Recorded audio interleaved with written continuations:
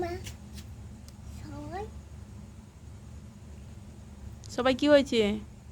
সবাই ফোন কিনেছে। সবাই ফোন কিনেছে? হ্যাঁ তোমাকেও ফোন দিতে হবে? হ্যাঁ। কিন্তু আমার কাছে তখন টাকা নেই, আমি কি করে ফোন কিনে দেবো? না না নেব হ্যাঁ, নেব। তুমি ফোন নেবে? হ্যাঁ আমার কাছে তো টাকা নেই এখন। নেব। নেবে? হ্যাঁ কি করি তাহলে?